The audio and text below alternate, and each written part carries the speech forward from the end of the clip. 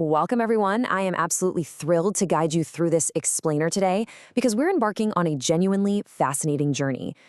We hear the word Zen thrown around literally all the time, right? People say, oh, I'm feeling so Zen today, or wow, this room has a really Zen vibe. But what does that actually mean? Today, we're going to strip away all the buzzwords and those exotic stereotypes, and we're going to explore the highly practical, very physical reality behind Zen Buddhism. If you're totally new to Buddhism, or maybe you're just looking for a much clearer understanding of what it actually takes to live a mindful life, you are definitely in the right place. Let's get into it. Okay, let's dive into this with a really wonderful story from our sources. Imagine this highly educated scholar named Nanan.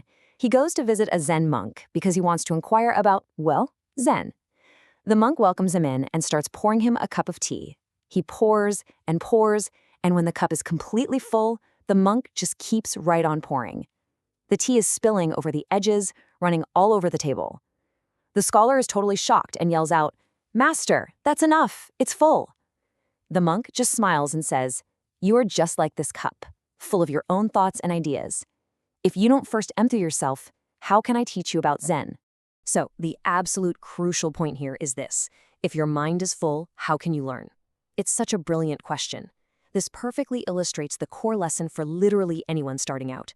You simply cannot grasp Zen with a mind that's already cluttered up by your own preconceptions, your deeply held opinions, and your relentless reliance on logic. In Zen, the truth that other people speak just cannot be heard if you're only listening to the sound of your own voice. You've got to empty your cup first. That brings us perfectly to Section 1. What exactly is Zen? Well, simply put, it is a path of meditation. Rather than getting bogged down in really complex theology, Zen is entirely about directly experiencing the truth. There's this incredibly famous quote attributed to Bodhidharma. He's the semi-legendary monk who originally brought these teachings over to China. He describes Zen as a special transmission outside the scriptures, not relying on words and letters. Think about that. This essentially proves that Zen is something you have to experience directly. You can't just read a book about it, get a PhD in it, and suddenly claim, oh yeah, I understand Zen. No way. It's about personal, first-hand insight into your own inherent Buddha nature. It's not about acquiring something new from the outside. It's about uncovering what is already right there inside you. Moving on to Section 2, the art of Zazen.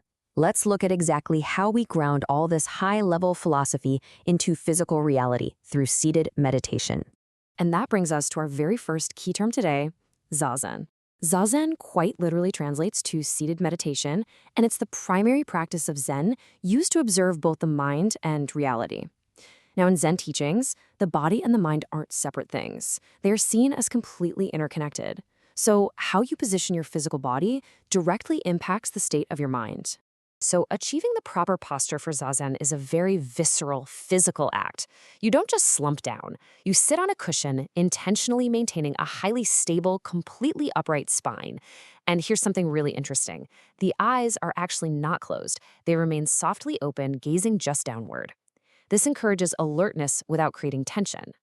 The hands are placed carefully in the lap in what is called the cosmic mudra. The specific posture is absolutely essential. It isn't just about getting cozy or comfortable, it's about physically embodying wakefulness. The actual mechanics of the practice, they're deceptively simple. Step 1, you sit upright and stable. Step 2, you breathe naturally, maybe occasionally counting the breath just to anchor your awareness. And Step 3, let your thoughts come and go. Honestly, that's the hardest part. The goal here is not to violently suppress your thoughts or force your mind to go blank. Instead, when thoughts inevitably pop up, you just don't get caught up in them. You don't struggle against them. You just let them pass by freely, kind of like clouds drifting across the sky, and you gently, patiently return your attention back to your posture and your breath. Now, as Zen developed over time, especially when it migrated to Japan, two major schools emerged that actually approached this practice a bit differently. On one side, we have Soto Zen. This was often historically called the farmer's class Zen because it had such massive mass appeal. Soto really emphasizes shikantaza, which translates to just sitting, essentially observing reality without any specific object of concentration at all. On the flip side, we have Rinzai Zen, which was historically known as the warrior class Zen. Rinzai is famous for being incredibly rigorous and intense, heavily emphasizing the study of koans to purposely, forcefully break through your mental barriers. Now, to really deepen this practice, dedicated students will participate in our third topic, session, the intensive retreat. Session literally means gathering of peace in mind. It is a period of highly intensive group meditation that can last for several days or, believe it or not, even months. Picture this. It's a completely rigorous schedule of continuous sitting, and you only alternate that with walking meditation, very short rest breaks, and pretty light meals. Sleep is kept to an absolute bare minimum. And during this whole time, students are also having these really intense, private, one-on-one consultations with their teacher, a practice known as dokusen, just to constantly test their progress. It is not for the faint of heart. And during those endlessly long, genuinely exhausting periods of sitting, you might just encounter the awakening stick. If a student is starting to become dull, getting drowsy, or just clearly losing their focus, a senior monk might use this flat wooden staff to deliver a very sharp, precise strike right to the shoulders. Now, I know how that sounds, but this isn't meant as a punishment at all. It's actually viewed as a deeply compassionate tool used to physically snap the student right back into the present moment and invigorate their entire practice. So, why go through all this rigorous, painful effort? Well, that leads us straight to Section 4, Kensho, a sudden awakening. We finally arrive at Kensho. Kensho is defined as an intuitive experience of seeing one's true nature for the very first time. It is a sudden, absolute awakening. Our sources describe it kind of like a massive bubble finally bursting. It's this radical, total perspective-shattering breakthrough where the entire illusion of the ego completely falls away. And it's not just a fleeting, passing glimpse of peace. It fundamentally changes how a person experiences the entire world from that moment on.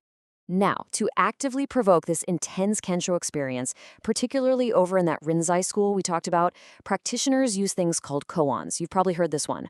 What is the sound of one hand clapping? It's super famous. These are basically questions or short little stories that literally have no logical answer. You aren't supposed to figure them out intellectually. They're designed to be a point of meditative focus that purposefully short-circuits your logical, rational, everyday thinking. It pushes your mind into a state of deep, agonizing questioning until finally that mental barrier just snaps and you experience Kensho. Okay, I know these concepts can sound a little lofty and maybe detached from normal reality, but Zen is actually deeply, deeply practical.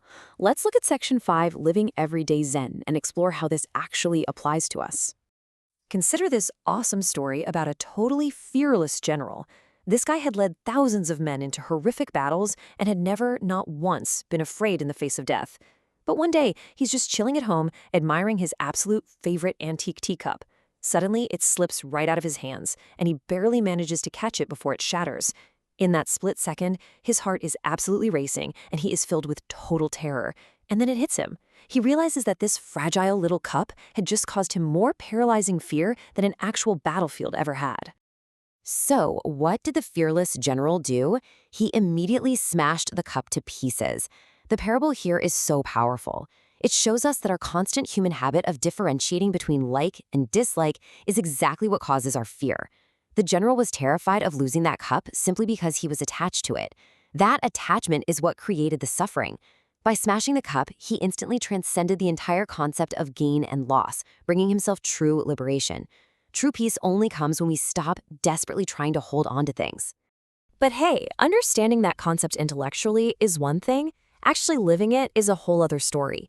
We're going to finish up with this final kind of funny comic story.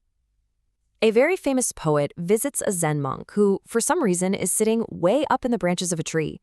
The poet asks him, "Master, how must I lead my life so that I am completely at one with the Tao?" The monk gives this incredibly simple answer. He says, "Avoid all evil and perform all good." The poet just scoffs at him and says, "Are you kidding? Even a 3-year-old knows that much." To which the monk replies with this absolute punchline. A 3-year-old may know it, but not even a 100-year-old can do it. Wow.